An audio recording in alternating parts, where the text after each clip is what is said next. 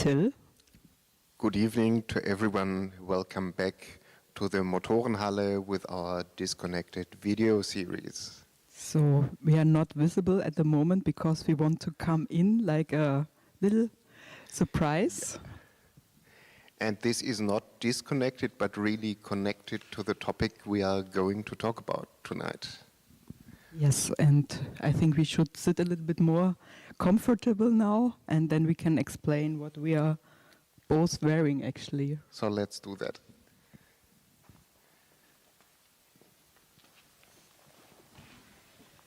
Yes, Till. So what is the topic today?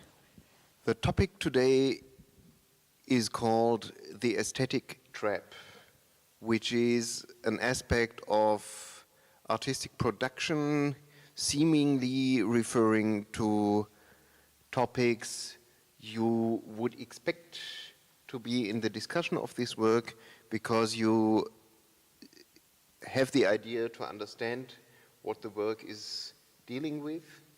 But the aesthetic trap, to call it like that, deals with the disappointment of the expectation of the viewer. So, dear audience, you can have some seconds now time to think about what we are wearing before we go to talk with the first artist, and we get a more explanation what we are actually wearing, right? Exactly. So, which will be the first tonight? So the first tonight will be the Berlin-based artist Ulrike Ettinger, who we are having on Skype right now. So join us for the discussion about Ulrike's work and how far it is related to our clothes at the moment. Thank you. Yes, let's start to go to the Skype interview.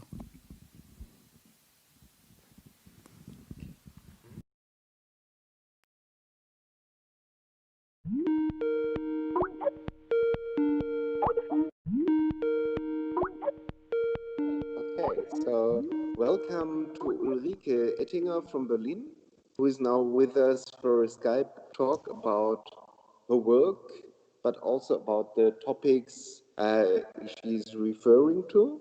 And maybe Ulrike just start to explain what we are doing at the moment, because everyone can see that we are not wearing the clothes that you usually would decide to wear when you go to the street for shopping, disco, university, etc. Or live stream. Yeah. So I asked to actually, this is part of my research, and as usually I don't wear them. I don't wear them at all, and I don't refer them to these pieces to like clothes to wear. But now I asked Denise, because I thought it would be nice to recreate a situation from the 70s when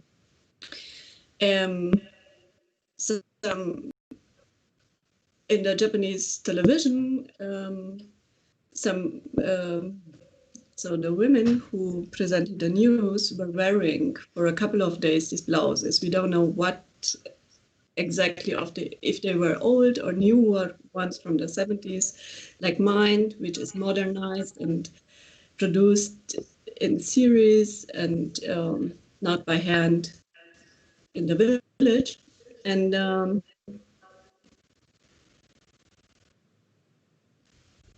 yes, I thought it would be a good introduction if we are dressed like this.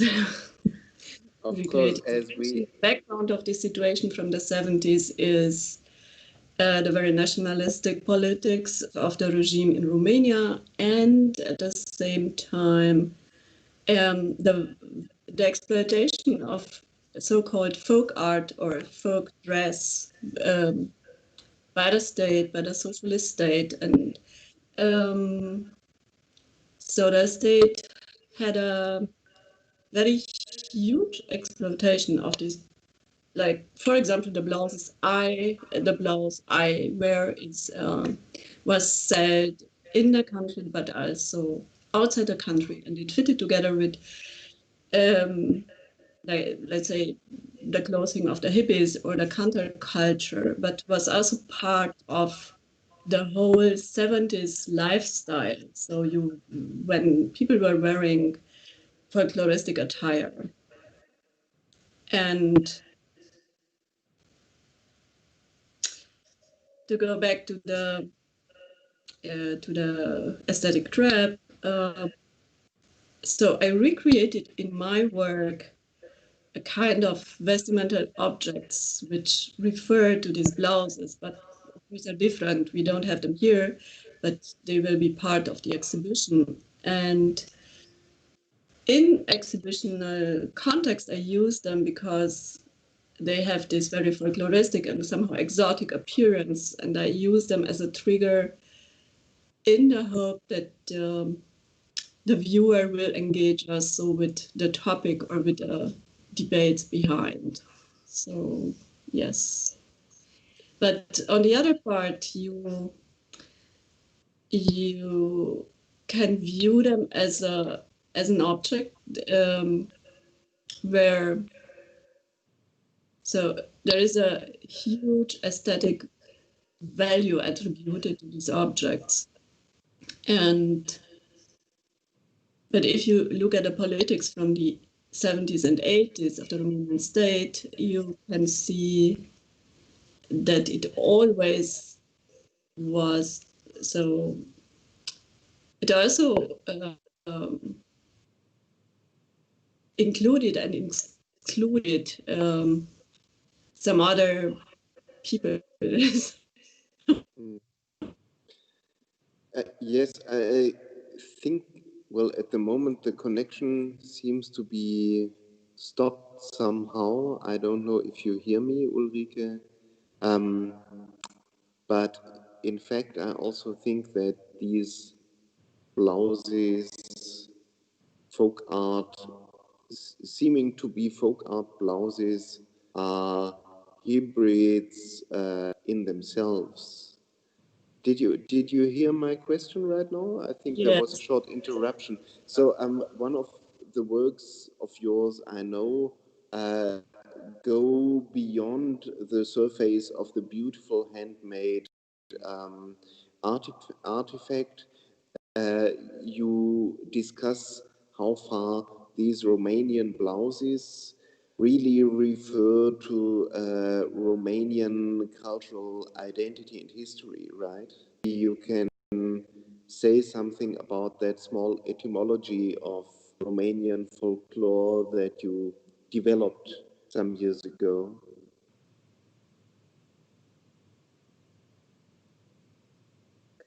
Now, okay, yeah. Can you hear me? Yes.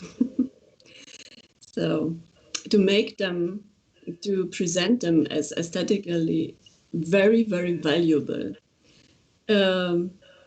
this always went together with that they are unique, or that they are so authentic. Yes, authentic, that they are. But this authenticity has to be always created and performed, and then you must exclude that there are some kind of interferences or a migration of skills or of materials or of techniques. So everything you have to compare. This is ours, this is yours, and to ignore all these things that are between. And what I was doing was to look exactly how you will construct this authenticity or this exceptional aesthetically beauty. How are you going to construct it, and how will you be able to claim that it's only yours and not the others? And then it is by example through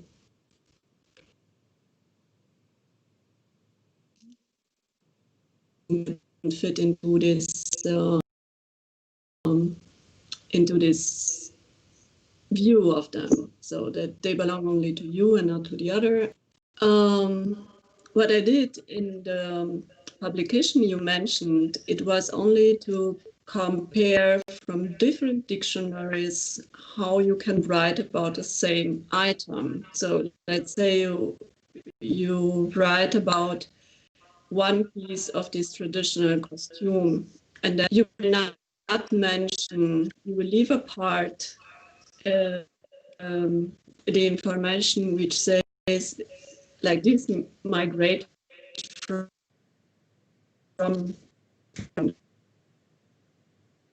Okay. And now the connection is quite fabric interrupted. that was produced in Turkey. Okay. Maybe you can just Get anything of it?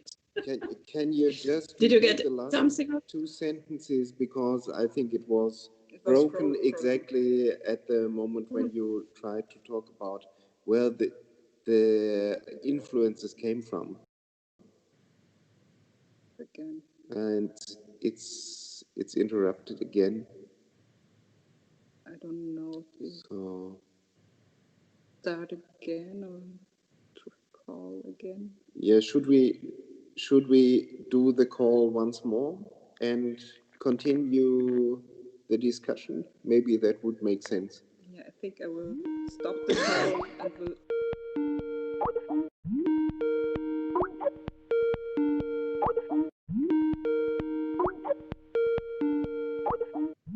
Okay, so we are back after some small technical difficulties, and we are happy to see you again in a better quality than before, Ulrike.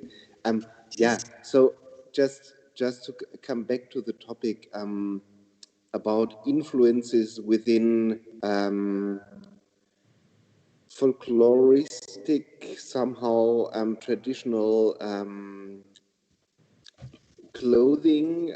You were talking to us about influences from outside Romania going into the Romanian traditional clothing. I just try to explain how you create an object that belongs only to you. So, and this is by just hiding other information or not mentioning it, and so distributing only partial information. And what I did in this book or in this publication was to put these two informations or some description of the same object from different sources, one near the other, nothing more. And then you can read how, so you can say more or less about an object, and it's how this object received by somebody, yes, who reads only this or only that source. I was talking about some pieces of fabric that came from Turkey, and that's why they have some more Turkish names and so on. But it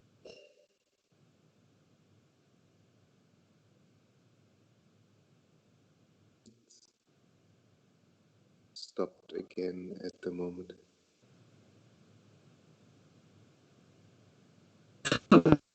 or how these influences go. Okay. We are sorry I was frozen again, but let's try. Maybe the connection is stable. Maybe we can make it a little bit more concrete, that we can have a better understanding, because we are talking about the situation in Romania of the 70s, where, how I understand it, the state create this clothes like the state or the nation. Maybe you can explain it a little bit from your knowledge, how the state was doing that. Was it like days where you wear it? Was it like in the school or special things that we have in So first, okay, can you hear me? Yep. So it's okay, yes. So it was not for so maybe this happened more in Romania than in other states from the former Eastern Bloc, but it was part of a changed perspective on culture, which somehow started with in the early days of the Soviet regime, because the idea was, it has behind, at one hand, an emancipatory moving, so that you will put so-called folk art will not be only equal to so-called high academic bourgeois art, but will be even better because it's the more democratic, it's for the folk, so somehow. But then from the beginning, it also contained this national perspective or a national folk Soviet times. So, or from, yes, let's say beginning with Stalin. But then in Romania, because of this nationalistic politics of Ceausescu and his regime, it was hard to say what was more. Was it emancipatory? At the same time, it fitted with lifestyle in the 70s, where were really people liked them to put them in their houses, and like the same with ceramics and so on. But then inside Romania, it was, of course, like this clothes. So you had a cultural program sponsored by the state and controlled, and you will have a lot of folklore groups that will perform, like singing and dancing. Everything was very far away of something that could happen, yes, in a small community. So this was on a very large scale. It was, there were folklore festivals, or folkloristic festivals, throughout the whole country, and it was like a small little industry because there were cooperatives, handicraft cooperatives, new folk art, and to export it, to use it inside Romania, and it was also a kind of Romanian fashion. So there will be artists and designers produced clothes inspired by this folk costume, but these were modern clothes. So most of the products were addressing an urban environment, and people from an urban environment. And so I talked quite much. Maybe the next question. That's fantastic, and it's really fascinating to listen to that, because of course there's also transforming this construction of cultural heritage into something contemporary to sell it. So the functionalization of something pseudo-authentic to make it available in shops throughout whole Europe at least, and to make it a fashionable accessory for also Western countries, although it's seen to be high-level cultural heritage of Romania. So there are some really different things going parallelly in the same time, and that's quite fascinating. But I think also the political issue in this, it's like a state identity, so like being proud of it. Yeah.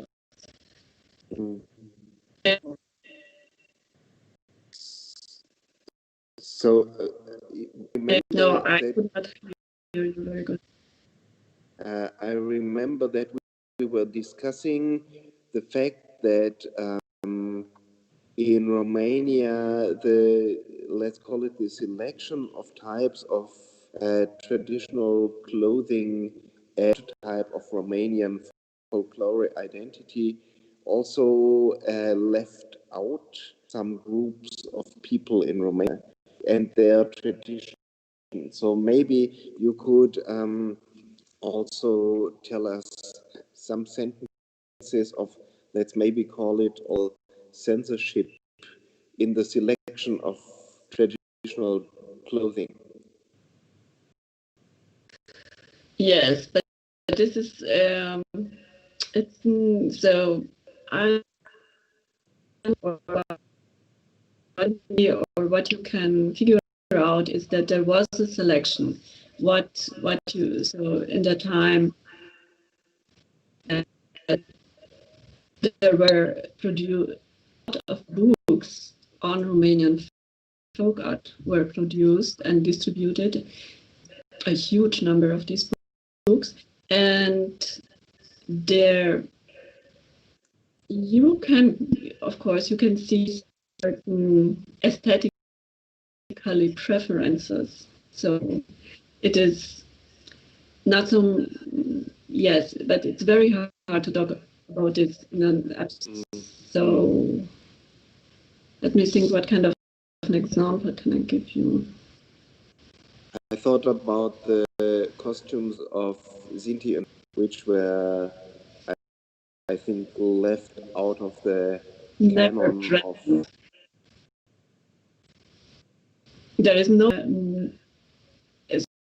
So if you talk about a socialist period, there is not one book which will show their costumes or their clothing. But you have, because Romania was, of course, multinational, will have some books about the Hungarian,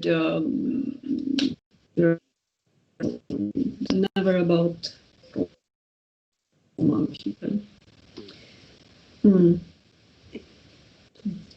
Okay, well, I think we are already approaching our time limit. So, well, luckily, you're not from Dresden, so we can more or less rely on having you here for the opening in the end of October.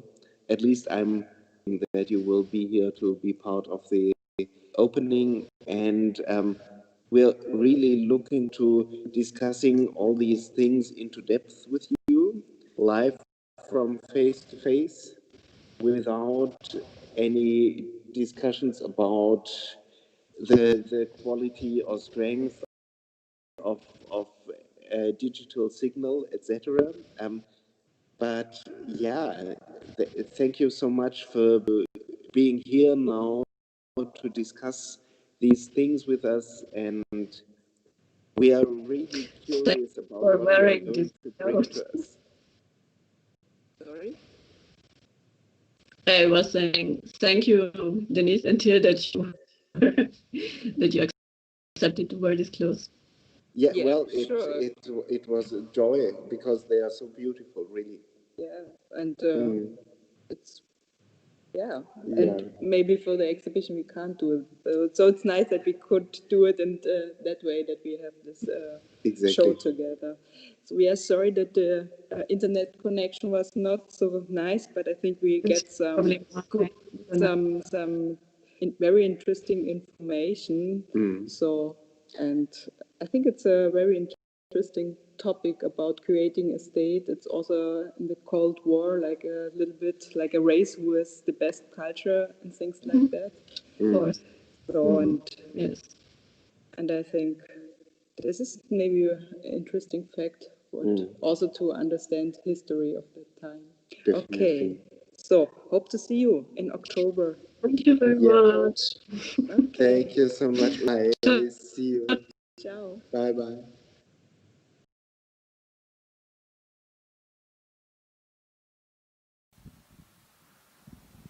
So, dear audience, now you're full clear what we are wearing. Exactly. So you see that we are in the middle of the aesthetic trap, so to say. So, and on which aesthetic trap we are going now? Yeah, now we will go to another part of the world. We will have a talk with Vietnamese artist Phi Oan, who is working with a very traditional medium, but in a very contemporary way. And I'm really looking forward to talking to her on Skype right now and ask her about her concepts of contemporarity and the way she's dealing with ideas of traditional arts and crafts in Vietnam. So, then let's ask her about the trap. Okay, thank you.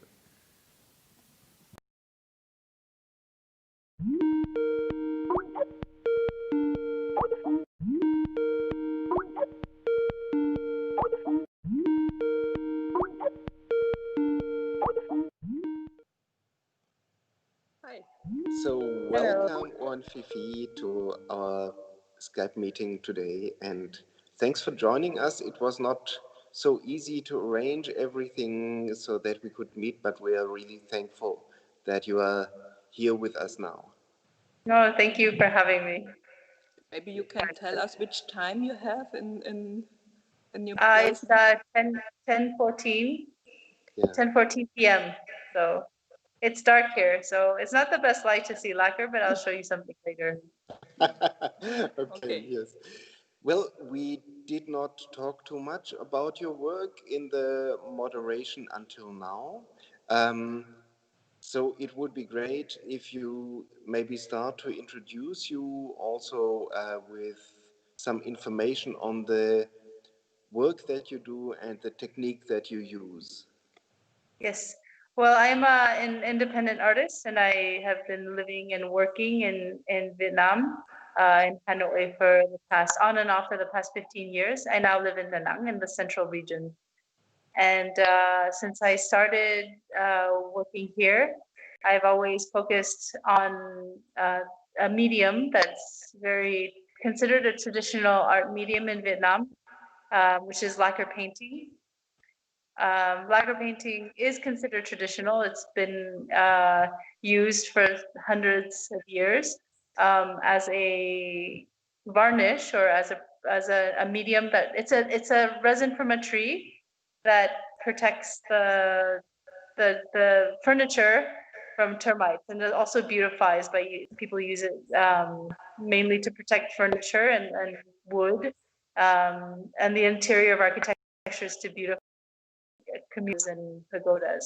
So in the 1920s, it was reinvented as a painting medium under the French colony. So I'm really interested on this continuation of this traditional medium that like collided with sort of this idea of Western painting, and to see what can become of it in this day and age. So my practice looks at this medium more as a area. There's a studio. I have a studio practice, but it also views this medium as an area of artistic research. So yes. Yeah, that's fascinating because when you hear about lacquer painting, in case in Europe you hear about lacquer painting from Vietnam, then it's always said to be something very traditionally specific of the region, etc. So you don't get the impression that it is a mixture of European influence and traditional arts and crafts. And Yes. it's amazing to see that you approach it from a different perspective, because it's, so to say, the perspective inside the country that usually you don't get much information about when you are not in Vietnam. Yes, it's true. I mean, I think the way we see lacquer painting abroad is that it's just this niche thing that East Asia, you think whenever people think about lacquer, they think about Japanese lacquer boxes, utilitarian Chinese, the screens, the lacquered screens. And that's true. I mean, that tradition also existed in Vietnam before. And what I do have to say is that lacquer as painting is something like originally very specific. As a tradition of painting, using lacquer with the priority of creating a visual image is a priority. As a priority is specifically uniquely Vietnamese. So this is really, to me, this is really interesting because there is a break in the 1920s. This idea of like, this is the tradition of utilitarian art. There's a break with that utilitarian art, and this idea of the artist was created through sort of the reinvention of lacquer as painting. So I find that really fascinating. It's sort of like the acculturation or the marriage of like two disparate things and becoming a new tradition. So exploring that is interesting to me. And I think like even in Vietnam, like you said, that it's not very well known. Like the way we write about it art historically is it's sort of categorical in the wrong way. You know, it doesn't allow for how radical lacquer is and was and is or could be as well. So yeah, I think it's really interesting and unique to continue exploring that. Yeah, If I understand you right, you said that the French, when they have colonized Vietnam, they invented this lacquer technique again? Well, I would say it's not really an invention, but they established the École des Beaux-Arts, so it's it's a fine arts university, and through that university, they sort of encouraged the students because they found that by importing this oil painting to Vietnam, the humidity, the tropical climate, it's very damaging and it doesn't dry properly. It's just not the same. So the first promotion of professors encouraged the students to look towards like local crafts and discovered that lacquer is quite interesting to explore as an agent instead of linseed oil for making images. This is where like this idea of lacquer as painting comes from, sort of the marriage between like this idea of painting, you know, like prioritizing image above utilitarian like function, and you know, sort of with that comes all the different agencies, you know, of who the maker is, you know, who the person who creates this image is this is no longer, it's sort of a declaration of this is no longer a craftsman, but this is a person who, you know, with agency, with expression and idea, and signs his or her name to this image. So I mean, it's sort of a shift in thought as well, not only of like the use of the medium. So yeah.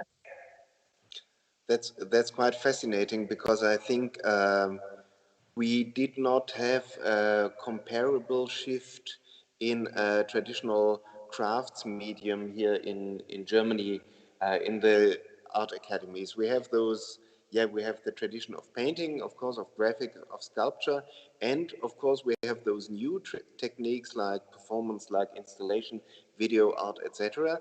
But we did not have a big turn towards something which was considered to be more arts and crafts, and now is reinvented. So this idea is very fascinating for me. Yeah, maybe with a wooden sculpture, sometimes there's a little link, maybe. And also with pottery as well, and I know a lot of potters, or even in the more contemporary period, like people who do sewing and stitching, you know, that. Yeah. So I mean, this is like, even these categories are like quite, you can contest, you know, like you wonder if they're the right categories to apply, because I mean, nowadays we've like you can discover sort of there was a Japanese painter, you know, he was a urushi painter, started as a crafts painter, and then he also made lacquer images, and this was also in the 1920s, You know, so just to say that, oh, it's a tradition, but you know, a tradition, is it, how Vietnamese is it? There was this Japanese painter who also did it, you know. I mean, it's quite, but also, I mean, I think at the end of the day, like, what I find important is sort of this idea, I mean, we're revisiting the idea of modernism and where these, like, you know, these like parts of modernism comes from, you know. I mean, to me, it's not really about saying like the first country to paint lacquer, and there was no other person who, or artist or movement that invented lacquer. At the end of the day, it's just an inert medium that you're using it for something else. But at the same time, it's really interesting to think of that it is also sort of an through lacquer, Vietnamese artists sort of discover themselves as artists. Like it becomes sort of an agency, you know, a movement of, you know, and it was quite revolutionary for, you know, the first generation of lacquer artists were also like revolutionaries, right? So I mean, I think of it in terms of that. I mean, not so much of like who invented it first, because like who invented the wheel, but at the same time, it's like who used it to, you know, like what was it used for, and how was it used in a powerful way, you know?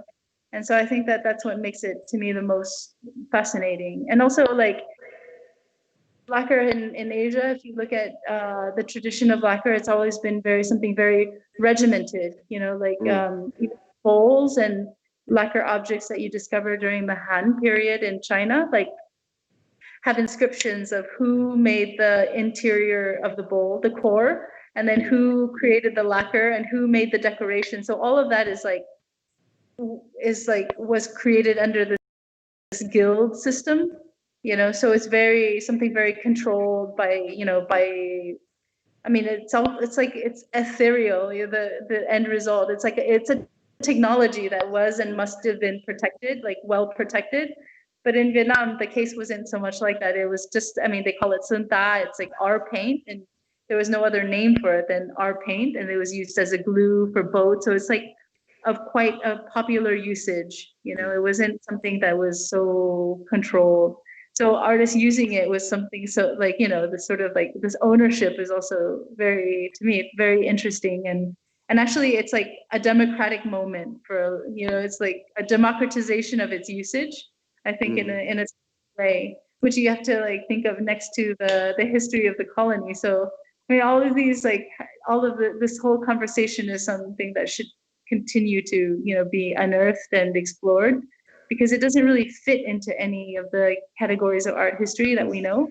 I find that really fascinating and quite unique. It sort of like slips through the cracks, even though it's considered by many like a national sort of this, like our national heritage, or considered by others like, you know, but it's always ill-defined because it's improperly like put into different categories. So yeah, that's how it. Wow, that's really fascinating. And of course, I have to agree with you that we should not deal with categories like fine arts and crafts here, because it's all about visual cultures in a really broad sense. And that what's brings it into contemporary discourse, not staying with the old categories, of course. Yeah, you're absolutely right. And by the way, this point of artistic research, which you also spoke about, is something which is really virulent and or relevant is the better word for it at the moment for the discourse in fine arts. So it's really exciting. Would you like to show us, to give us some imagery about what you are doing? You said that you might mobile phone and show us something.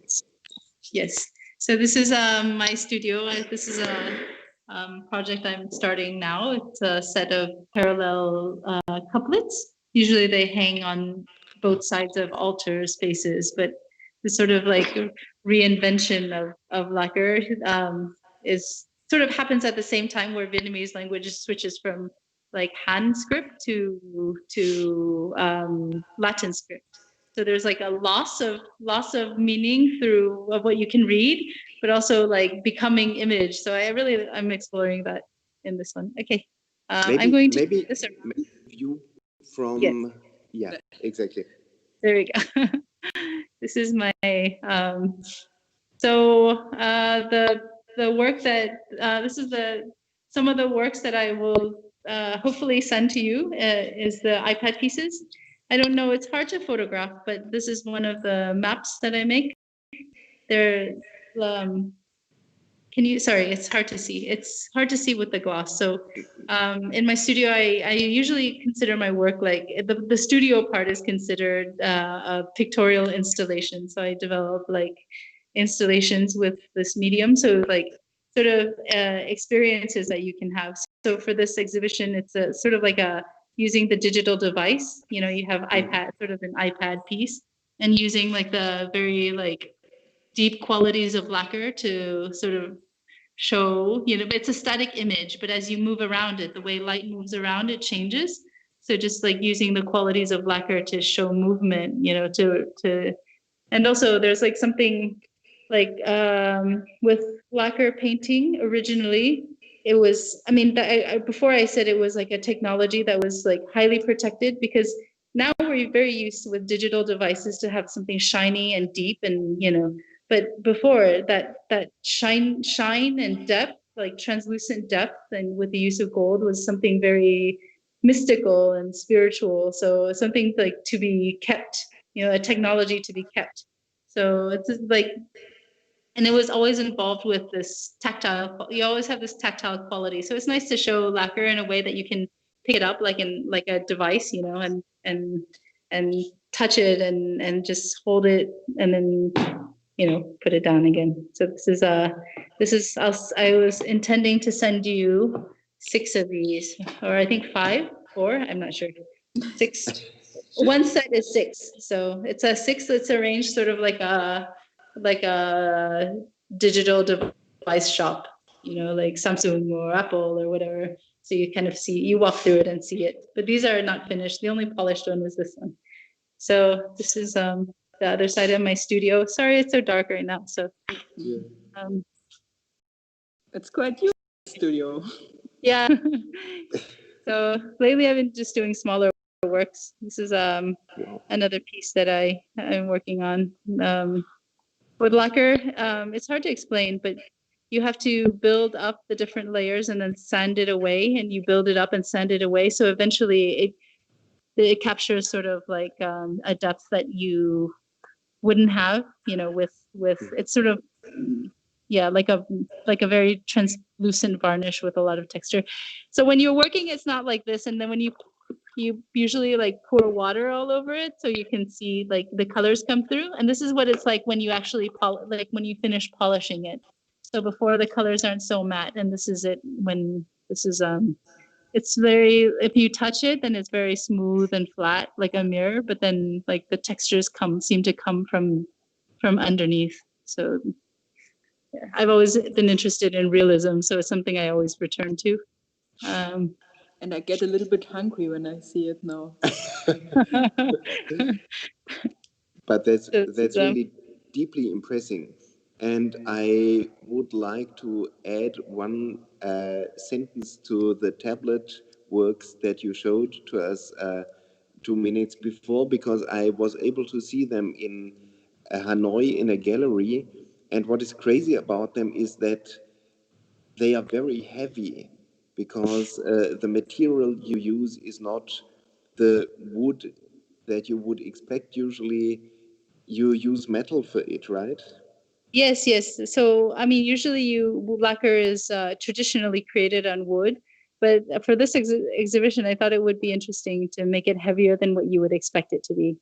So if you're thinking it's lacquer, it's surprisingly heavy, and if you think it's technology, even if it's a little heavier and than you expect, and it's even a static image. So just to create your, you know, the feeling of being in this place and time, instead of like being like looking on a device and like your mind being elsewhere. So sort of like this feeling of grounding.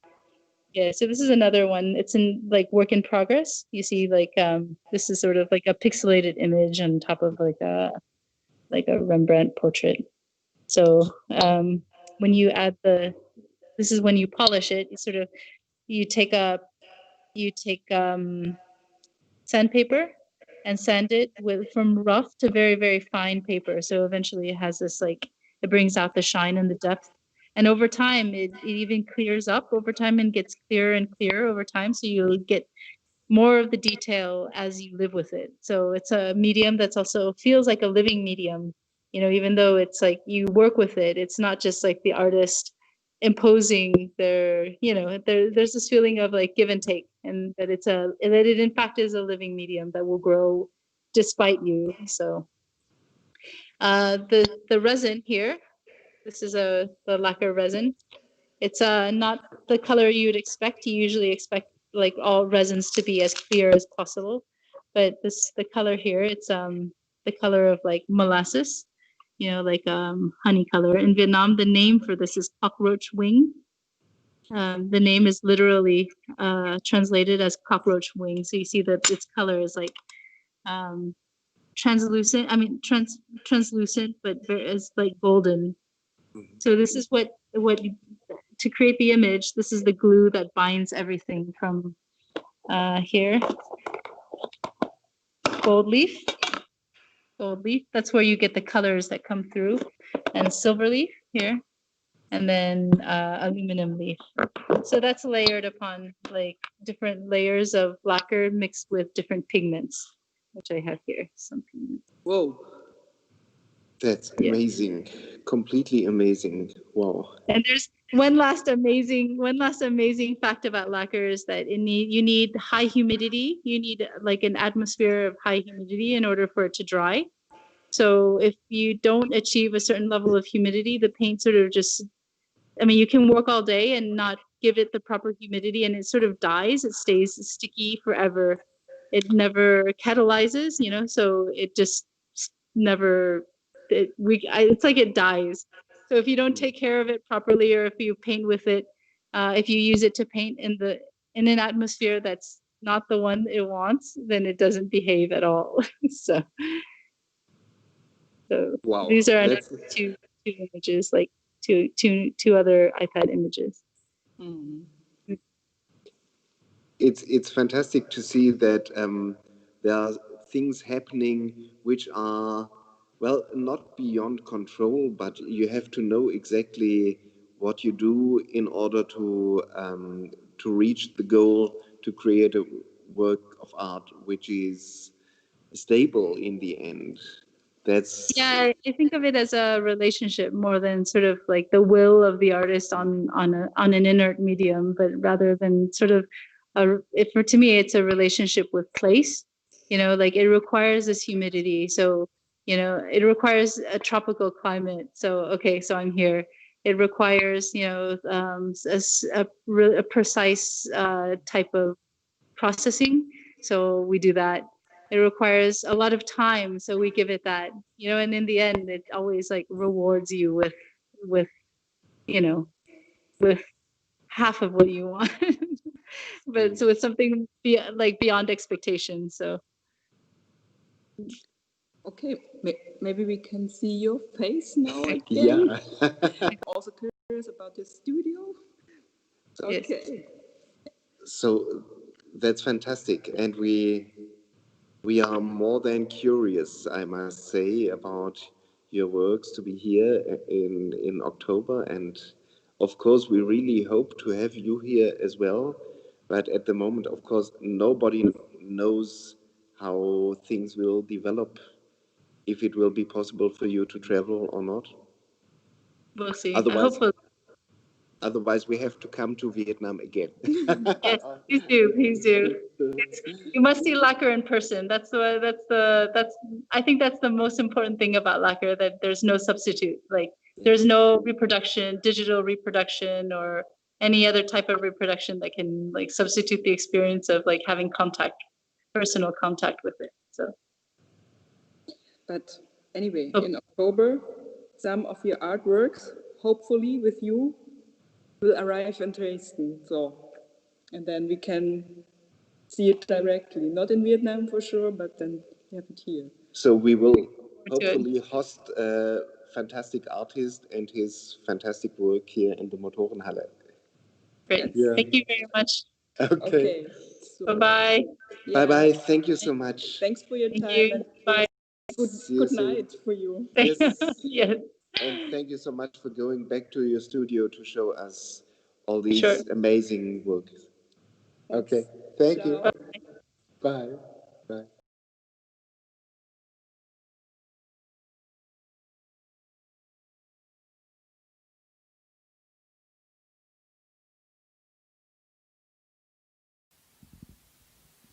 Yeah, we are back from Vietnam now here in Dresden in the Motorenhalle, and we will be back in 3 weeks, which the topic.